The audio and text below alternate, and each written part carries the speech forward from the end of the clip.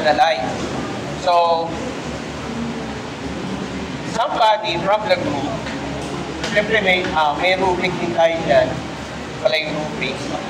Sir Benjo, pwede na ba magpa-COT ngayon? COT? You mean Classroom Observation Tool? Well, dapat hindi pa. No? Lalo na kung ang COT natin ay gagamitin natin for RPMS. Take note mga kapatid, ang RPMS 2024-2025 is still suspended, no, until further notice. Why? Yan ay bahagi at kasali, no, doon sa pinasuspend, no, ng ating Pangulong Bongbong Marcos, no, doon sa bisa ng kanyang executive order number 61, no, nung June 3. Anong ibig sabihin nito? Wala pa tayong existing na performance rating system ngayon sa Department of Education. Ngayon, pwedeng i-argue ng iba, hindi lang naman pang performance rating system o RPMS, no, ang classroom observation. Totoo naman yan, ano? Pero bakit mo naman isasabay pa? Ano ba naman yan, ano? Baka naman pwedeng hindi pa ngayon. Hindi naman tatakbo ang teacher, hindi naman mag-resign, hindi naman naalis. Huwag tayong magmadali. Yun.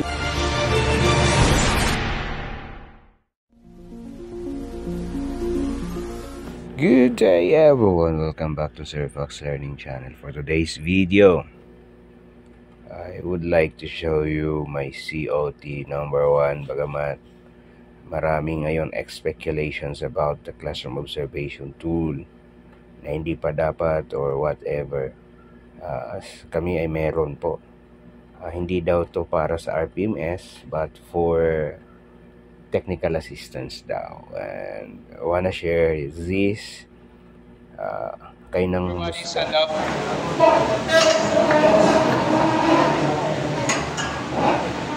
Dinasab ay short prayer from nalito kasi Jenna. Jenna, natandaan ko kasi mag-reaction dyan.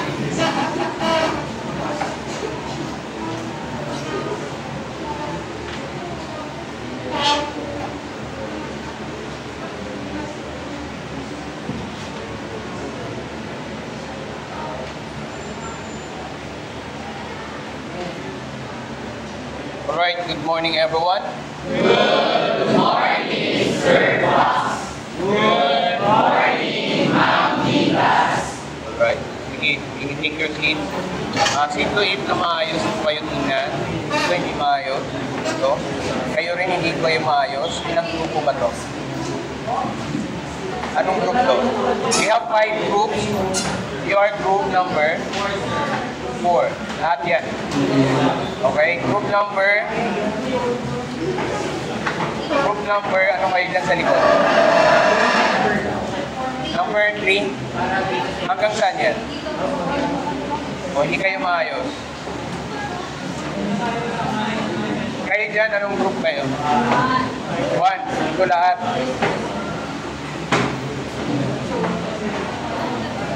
Kaya nyo mag-collaborate ng ganyan, hindi kayo magkaharapan. Pwede ba kayong mag-move forward para if never yung ibang group pwede silang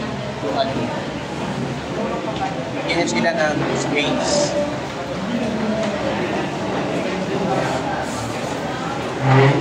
So, sad to say, yung classroom ninyo, anong nangyari? Bakit madulas? Ice cream. Sa chemistry, tapos umabot hanggang dito. Anyway, so class secretary, meron pa kayong absent sa klase? Ilan ba yung absent sa ating class secretary? Wala? All? Everyone are present. So this morning, we will have a series of tasks for your performance task number 3. So, you started with prayer.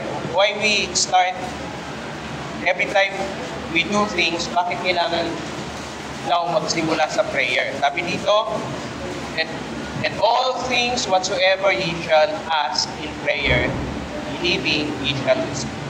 So we are asking wisdom to accomplish yung task na gagawin po natin for the day. At while we accomplishing the task, hindi natin i-shoulder yung performance na ginawa natin, but we attribute that to the glory. So,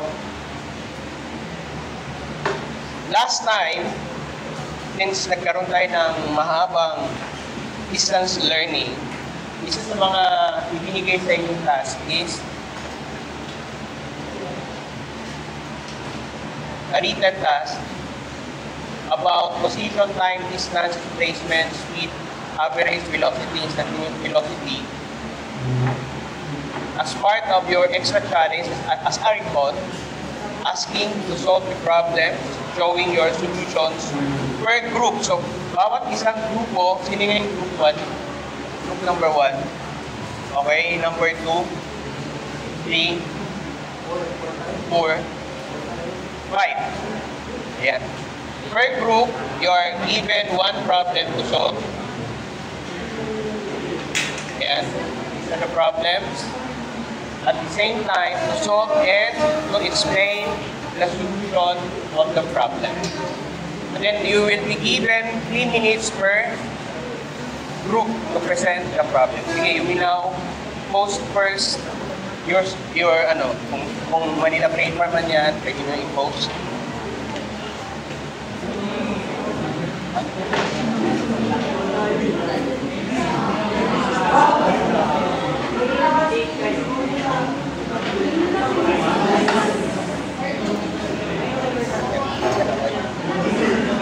Ito may pangtingin tayo.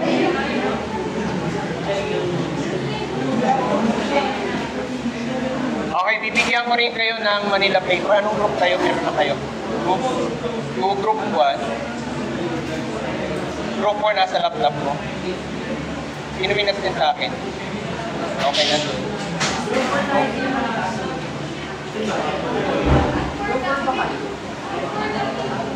Sino? Group 5.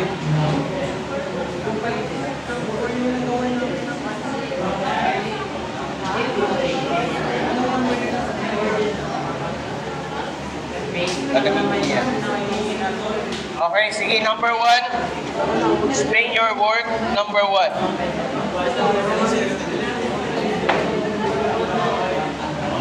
Number 1. Everybody pay attention to group number 1. O sige, stop muna, pause muna. Ito po yung rubrics po natin for the solving problem. Accuracy, problem identification, strategy, implementation, evaluation, and communication. So, yun yung ating magiging grade. Perfect score is 10 points. Okay, go ahead. Our problem is, what is the displacement of a particle with a constant velocity of 45 meters per second after 10 minutes? So, may given po kami of velocity, which is 45 meters per second po, and time, which is 10 minutes. So, before solving po the displacement po, i-convert po muna natin yung time into seconds, which is yung standard unit po ng time. So, ano po? 10 minutes times 60 seconds divided by 1 minute. So, 10 times 60 lang po siya. Then, 600 seconds po yung karon. So, and to get the displacement po, ito times lang po natin yung velocity sa time. So, 45 times 600 is equal to 27,000 meters po. Question for group number 1. What is asked? Ang hinahanap is displacement. So displacement, to signify that it is a displacement, mayroong arrowhead to show that the quantity is a vector 1. Next, number 2. Yun yung number 2. Okay, let's proceed to group number 4. Yung nandito sa ano.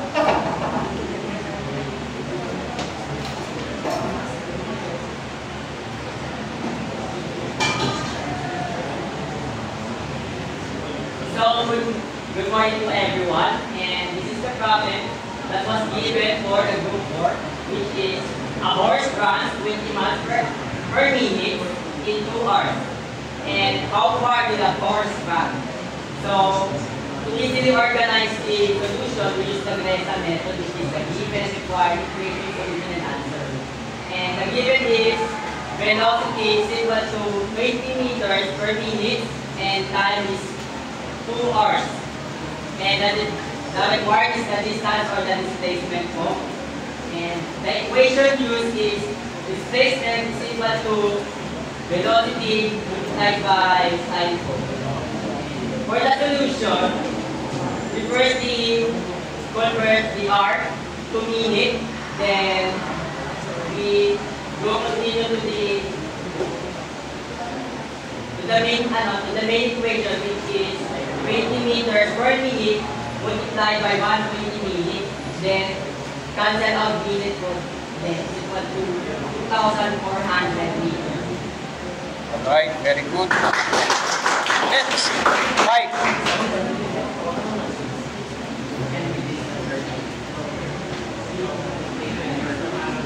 Good morning, Sir Tax. Good morning, everybody. This is our lesson. Our problem is Egypt cruise at a constant speed of 50 kilometers per hour. How many seconds will it take for Egypt to travel a distance of 8 kilometers? So firstly, ang ginawa ko namin is bilis ko yung mga given. So, velocity is equal to 50 kilometers per hour, distance is equal to 8 kilometers, and ang hinahanap ko namin is time. So, ang formula ko na gagamitin namin is time is equal to distance divided by velocity. So, ang ginawa ko namin for solution is dinivide ko muna yung 80 and 50 kilometers to cancel. Kasi po, kailangan ko naka-standard unit yung mga answers namin. So, 8 kilometers divided by 50, cancel the kilometers, is equal to 1.6 hours. So, kailangan ko naka-seconds, kasi seconds yung hinahanap. 1.6, at diniretso na lang po namin yung calculation method, which is the 60 minutes and 1 hour. Cancel the hours, and yung magiging equal ng sagot na to is, dito naman, sa kabila, which is, i-convert natin siya into seconds. So, kindly cancel the minutes. So, the equal is 5,760 seconds. Very good. So what have you noticed here? Group 1, 4, and 5 uses conversions. When you use conversions, what applications do you use? You apply math.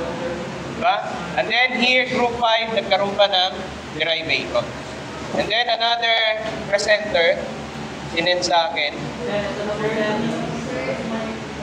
Okay, sige. Pakipost na group 2 and 5. At least, group 3 and 2. Hawakan na lang. Okay, sige. Your 3 minutes will start now. So for group number 3, Egypt moves at 40 kilometers per minute along a straight highway. How many seconds will it take for it to travel 15 kilometers? For our solution,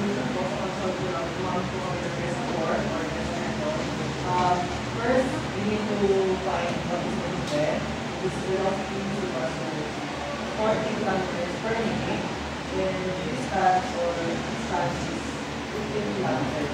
So for the required, or yung nakatap is time, say, how long it is for equation po, this time ang nanap natin, distance over velocity. Apply lang natin yung solution, formula na nagamit natin. Because gawa natin na which is, ang mangyayari ko yan is, i-distribute natin natin mga values. So, 15 kilometers over 40 kilometers per minute is equals to 0.0375 minutes. Now, nag-equal natin yung minutes niya. Okay, para natin siya para makuha yung unit na seconds para makasalaw natin siya. We have 0.375 minutes times 20 over 1 minute. So, cancel out yung minutes. So, cancel out natin yung minutes. Ang result is seconds na lang yung bali, makancel po natin is 22.5 seconds. Okay, very well said. We had to group number 3. Next, group number 2. Hawakan na lang ulit. Okay, so good day everyone, and this is the problem for notebook number 2. So, ikaw ba ang travel 3 miles on the straight expressway for 300 minutes, what does it say? So, meron po tayong given dito na yung distance, which is 3 miles, yung time is 300 minutes, and yung speed naman po yung minimum. So, for the equation, or yung formula ng speed, ito sa lang po, distance over time. So, for the solution, gawin po muna natin, i-convert po natin as ng value set para po maging standard unit. So, yung 3 miles, gawin muna natin kilometers. Yung conversion ng mile to kilometer is 1.609 kilometers. 3 miles is 1.609 kilometers. So, 1 mile is equal to 4.8 kilometers. Then yung 4.8 kilometers. So-convert naman po natin sa meters. So, magiging 4.8 kilometers and 1,000 meters. For 1 kilometer is equal to 1,828. Then yung time naman po yung convert natin from minutes to seconds. So 300 minutes times 60 seconds over 1 minute is equal to 18,000 seconds. Then for the solution, so substitute na po natin sa formula natin. S equals V over T. So speed is equal to 4,828 meters over 18,000 seconds. So that should be 0.268 meters per second. So therefore, the value of operator is 0.268 meters per second. Okay, very good. So these are just a pre-taste for our lesson this morning as a review. Thank you for the video lessons na na-send ko sa inyo to our, hopefully nagamit nyo yung aking supplementary materials through learning, Sirfax Learning Channel. So as we go along with our discussion, as part of the class as well, I have here a video to analyze. So, somebody from the group, siyempre may rubric din tayo dyan. Pala yung rubric, makita ko po na. Yeah. Understanding of content, analysis, and evaluation, communication, organization, and support. So, yung perfect score is 10 points. Play ko yung video, and then you will analyze in relation to relative motion to observation of the video.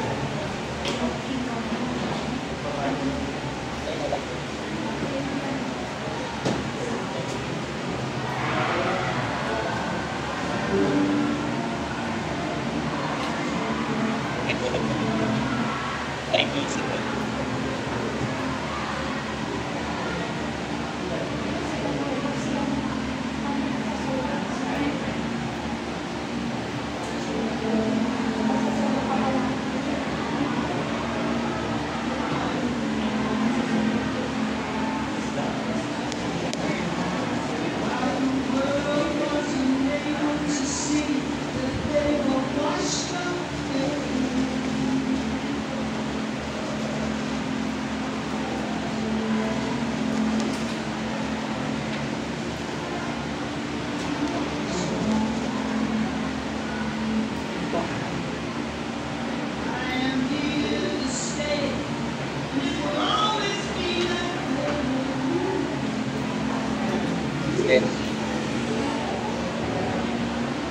Okay, group 1, what are your analysis on the video? Any representative from the group 1, you can have maximum of 3 minutes to state your observation on the video. Group 1, sino yung group 1? Group 1, sino? Analyzing relative motion through video observation. So, nandiyan na nga ang i-explain eh. Group 1, wala? Group number 2. Group number 2. Ay, 10 points. Group number 2 meron 3. Okay, see, group number 2. 3. Wala? Oh, group number 2. So, sabi, listen up. na-observe po namin, nung muna yung babae ko, tumayo siya and lumakad po siya towards her seat.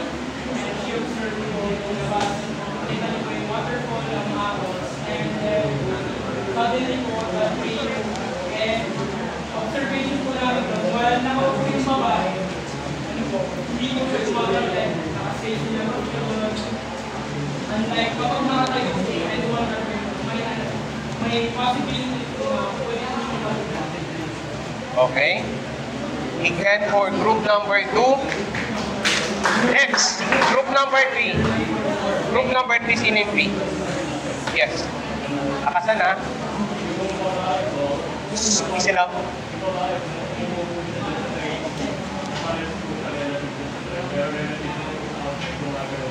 Again, pardon.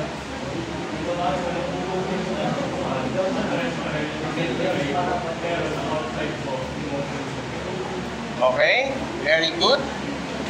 Again for group number 3. Next, group number 4. Sino yung 4? Okay, group number 4, sino? So, based po din sa video po, sir, yung babae lang po, sir, yung motion po ng babae, relative po din sa akin po, sir. So, kapag yung umalaw po yung traits, yung babae rin po gagawin po, sir. Yung motion ng babae ay Nakadepende po din sa relative saan?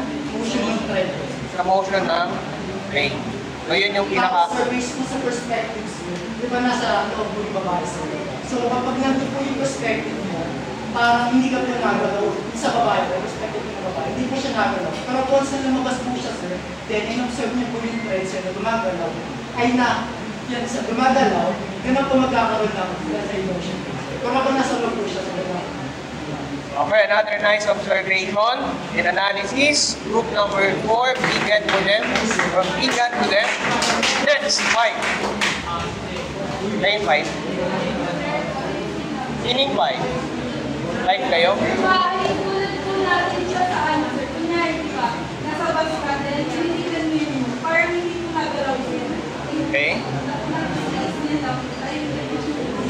Oh, like, another nice observation. Meron ba? Tapusin muna natin si Juan. Vegan to group number 5. 1. Sige, 1. Sino sa inyo? Okay, nagka-apply tayo ng oras.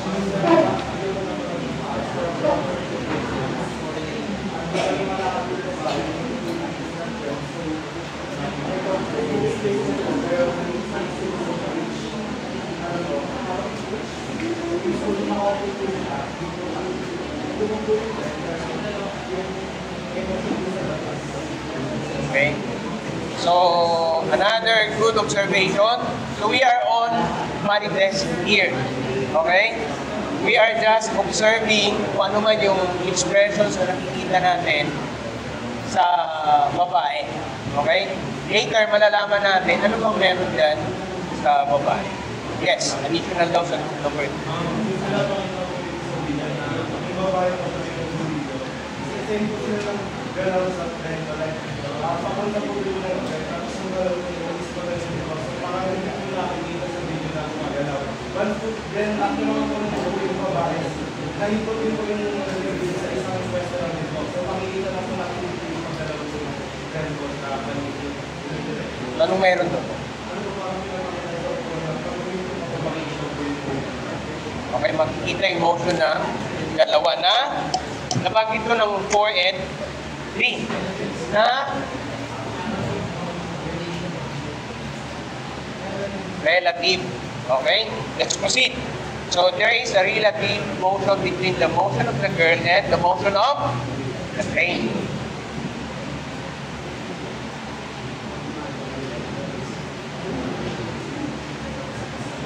Sige nga, let us have kindly get 1/4 muna. Individual yan ha, individual. Kukuha kayo ng 1/4, you will have a pre-test about relative motion. This is our lesson this morning. And then, sasagutan nyo lang ito in 5 minutes. Ibig sabihin, 1 minute per questions. Letters only. Babasahin mo na lang yung questions. You may listen kasi babasahin mo na lang yung question. Okay? So sabi po dito,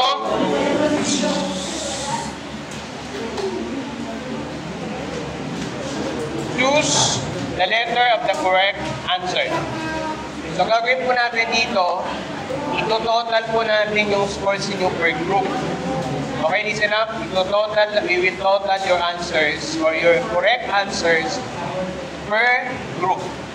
And that will serve as your score for task number. Check. Number 1. Papasahin ko na lang ha. Are you ready to listen? Yes. A car is moving at 60 kilometers per hour relative to the road. A person walking on the road in the same direction as the car is moving at 5 kilometers per hour relative to the road. What is the speed of the person relative to the car? So, huwag kayong mag-alala kasi ito ay free test. Ibig sabihin, free knowledge lang ang ano natin dito. A car is moving at 60 kilometers relative to the road. A person walking on the road in the same direction is as the car is moving at 5 kilometers per hour relative to the road. What is the speed of the person relative to the car? A. 55 kilometers per hour. B. 65 kilometers per hour. C. 5 kilometers per hour. D. 6 kilometers per hour. Kung binasa nyo yung concept after nung written task number 5 po natin about relative motion, makakasagot din dito. Okay, number 2. A boat is traveling at 10 kilometers per hour relative to the water. The water is flowing at 2 kilometers per hour downstream. What is the boat's speed relative to the shore? A. 8 kilometers per hour. B. 12 kilometers per hour. C. 10 kilometers per hour. D. 2 kilometers per hour. I think nababasa naman sa yung mga 2020 pa yung kanilang dito. Okay na, pwede na i-move. Next, number 3. An airplane is flying at 500 kilometers per hour relative to the air. Airplane relative to the air. The wind is blowing at 50 kilometers per hour in the opposite direction of the airplane. What is the airplane's speed relative to the ground? 450 kilometers per hour, 550 kilometers per hour, 500 kilometers per hour, or 50 kilometers per hour. A, B, C, or D. Number 4, the car is moving north at 30 meters per second. Truck is moving south at 20 meters per second. Para may connection din dito sa vector. Addition sa truck na multiplication. What is the relative velocity of the truck with respect to the car? The car is moving north, and a truck is moving south, opposite. What is the relative velocity of the truck with respect to the car? 10 meters per second south, 10 meters per second north, 50 meters per second north, 50 meters per second south.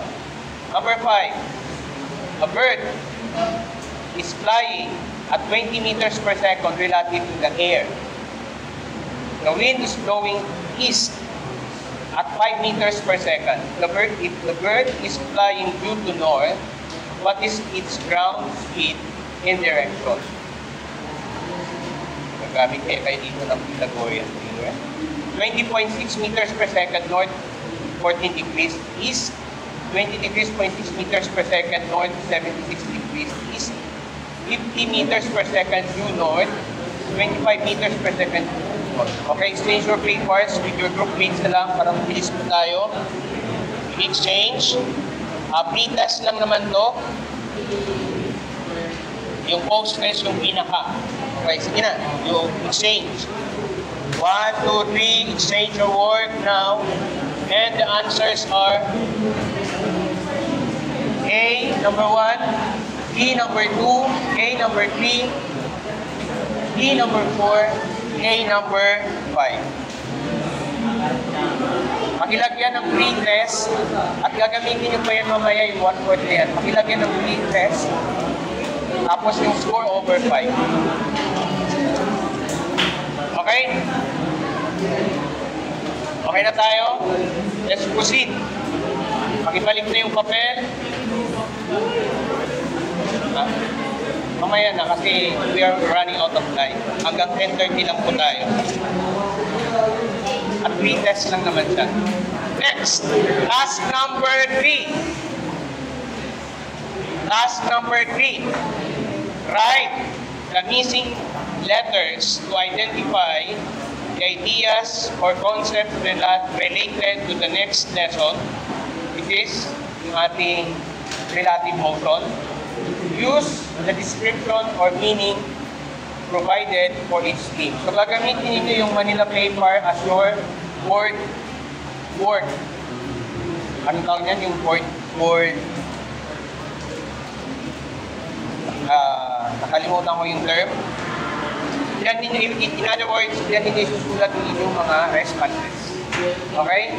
Sige. Ready na? May pangsulat na per group. Yes, show me. Tama. That's the term, show me board. You will use your Manila paper as your show me board. Next. Ready? Are you ready? Ito, pili na lang kayo dito. Hindi ako sure kasi kung alin dito yung sumusulat. Okay na. Are you ready? Pag may sagot na, itatas yung inyong Manila paper. First.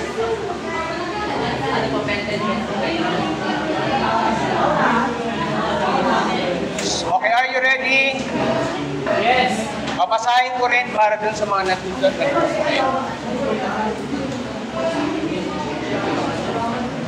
The change, number 1, the change in position of an object over time relative to a reference point.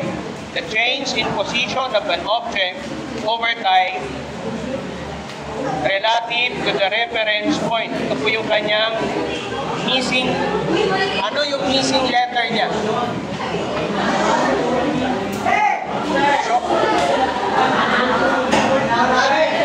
Okay, motion, and ano yun? Ang nabasa ko, demotion eh. Demotion yung nabasa ko. The correct answer is ay hindi mo nailagay. Yung tamang sagot mo dyan is motion. Next.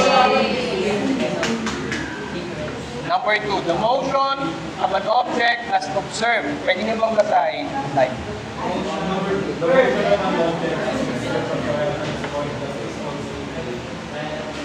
Okay. The motion of an object as observed from a reference point is also in motion.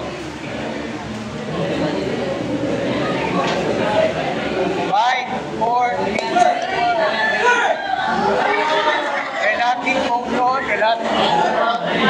Relative motion. Sasalita kasi. Ano sa inyo dyan? Okay? Relative motion. Hindi ko pala nilagay yung answer.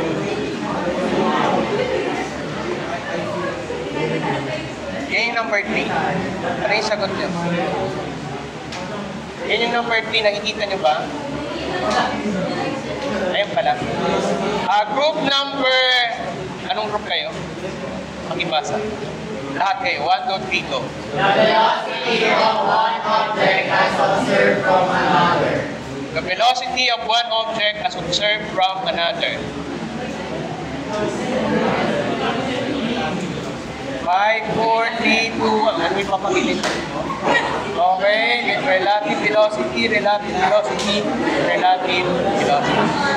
correct answer is relative velocity. Next. Anong group kayo? 5. Pakipasa. 1, 2, 3, go. It refers to objects or shapes that have only 2 dimensions.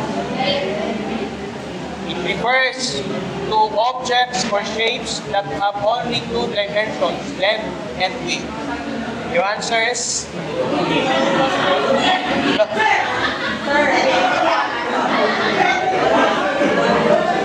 Obvious ba? Obvious ba?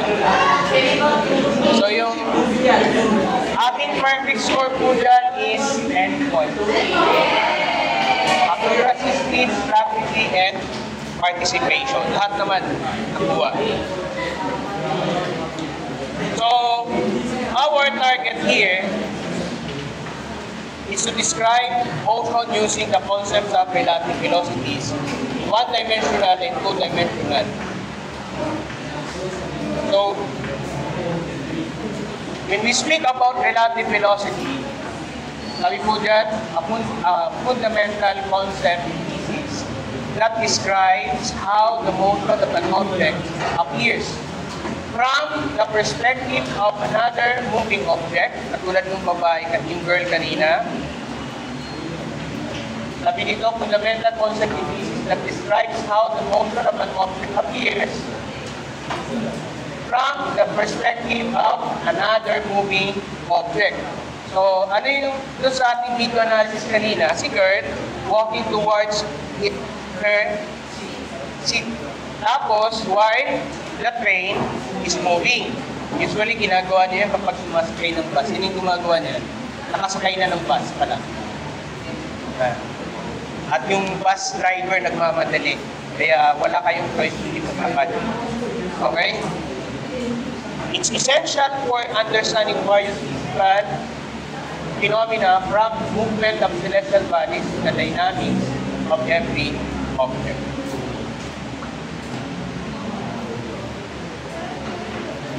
So, pwede rin dito sa ating picture yung halimbawa, you are walking, habang kasama mo siya, nanood na ilalakad habang may kasama. And nakakita kayo ng shooting star. Pag yung shooting star, anong movement towards the center of the earth. So meron ba kayo nilalagay yung star? Is moving as well? Definitely, yes. Okay? One-dimensional relative velocity. Velocities between two objects moving in the same direction is simply the difference between their velocities. That is the principle of one-dimensional relative velocity. Relative velocities between two objects moving in the same direction. So, meron pang formula. Relative velocity is equals to the velocity of the object minus the velocity of the observer. So, yung OBJ is velocity of the observer. This is relative velocity. Object and observer. So, that is the formula for one-dimensional. Useful dun kanina sa inyong pre-test. Yeah, useful formula dun yan. Example.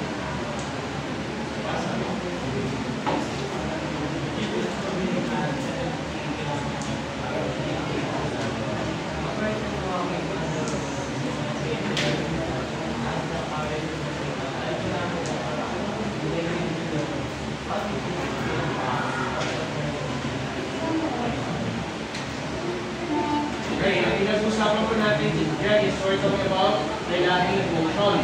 A jeep is moving 70 kilometers per hour relative to the road. Person is walking on the road in the same direction as the car is moving up to 5 kilometers per hour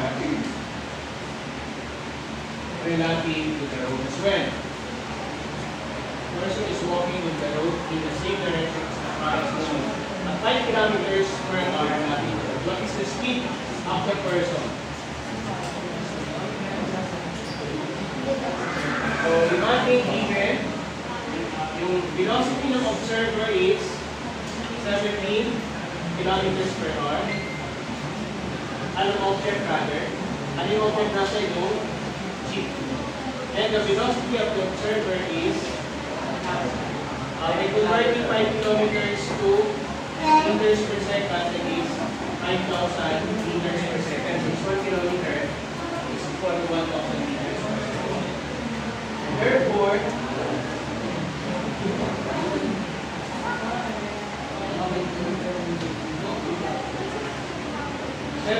kilometers per hour minus 5 is dapat 65 yan. Lagyan mo na lang dito. By 65. Kasi we just grab the velocity of the object minus the velocity of the item. Let's proceed to two-dimensional. So simply, one-dimensional to get the relative velocity of one-dimensional. Ano yung kanyang formula? Relative velocity is equal to the velocity of the object minus the velocity of the ito naman tayo sa two-dimensional relative velocity.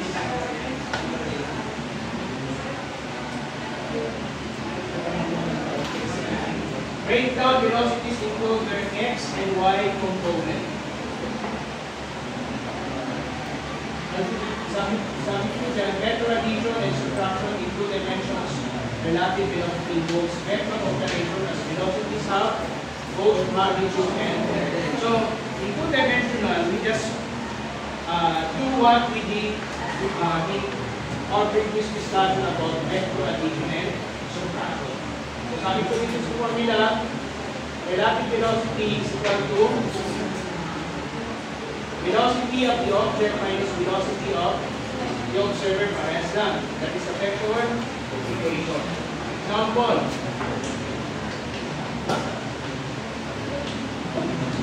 About is traveling at 10 kilometers per hour relative to the water. The water is flowing at 2 kilometers per hour downstream. What is the boat speed relative to the shore? Like,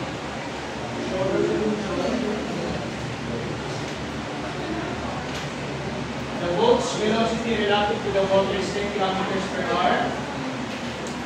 The water's velocity relative to the shore is 2 kilometers per hour downstream. Using vector addition, ano ba kailangan ng vectors? We use speed to K and method. Using vector addition, the boat's velocity relative to the shore is 12 kilometers downstream. Anong ginawa? Speed to K, method. Drawing pa ba natin? Pwede. Sige na, paano ginawa? Speed to K method. Para lang makalaman natin kung may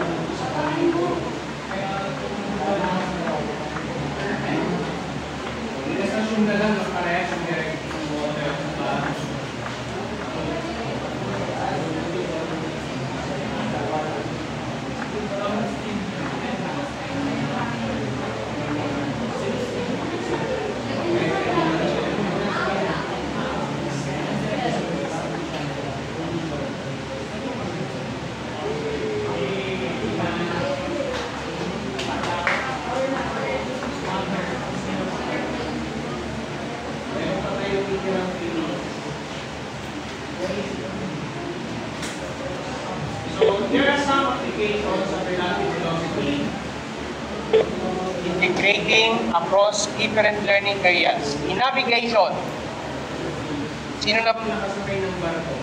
Airplane.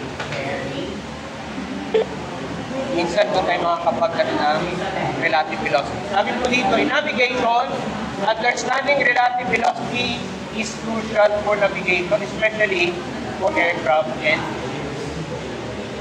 minsan yan, kahit hindi na gumove, kapag halimbawa galing na tayo sa motion, mag-a-apply naman doon yung law of inertia. Body at rest will remain at rest, body will remain.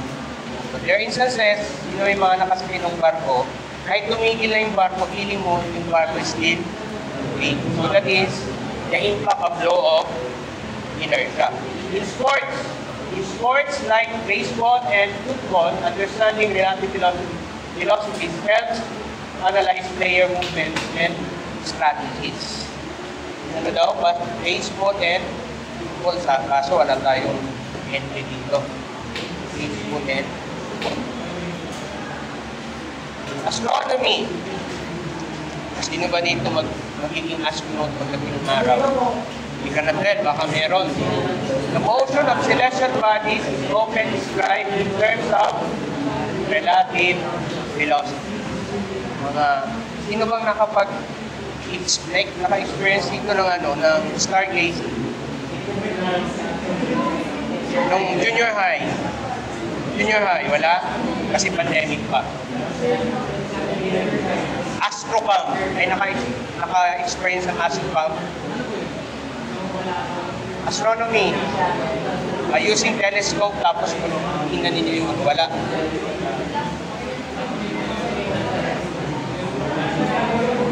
Depende sa ating president. Okay, last, I think this will be the last, pero last minute na rin. Possibly, we will have a fact formula. Siguro tapos na lang natin ito. And whether, ganun pa rin, you will use your Manila paper as shown before. And whether the following integrated statements across and within curriculum are fact or blank. Ay, may sagot. Wala na. Papakita ko na lang sa inyo. May sagot pala eh. Hindi ko pala natanggal yung sagot. So ayan.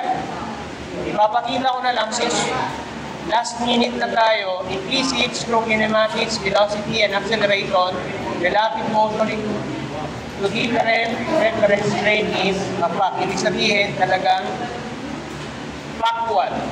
In physics, through dynamics, forces acting on an object are relative motion, such as centrifugal force in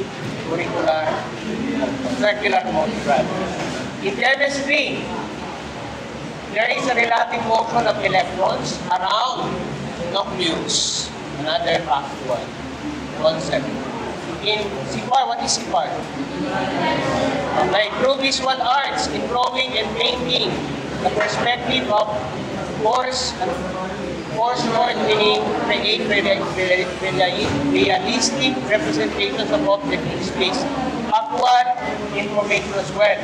In reading and writing, through language, arts, and creative writing, mayroong relative motion between the setting and characteristics. Lastly, in UCSP, with Ma'am Rosie by UCSP, there are relative movements of empires and civilizations and the impact of great groups and migration patterns. Kaya nga nasakop tayo ng mga Spaniards.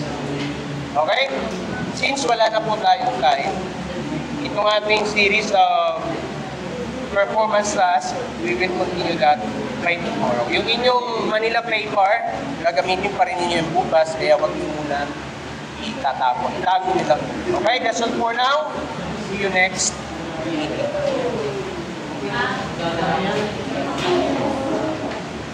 Pwede natin ibalik yung ating mga kuwan. Bye everyone.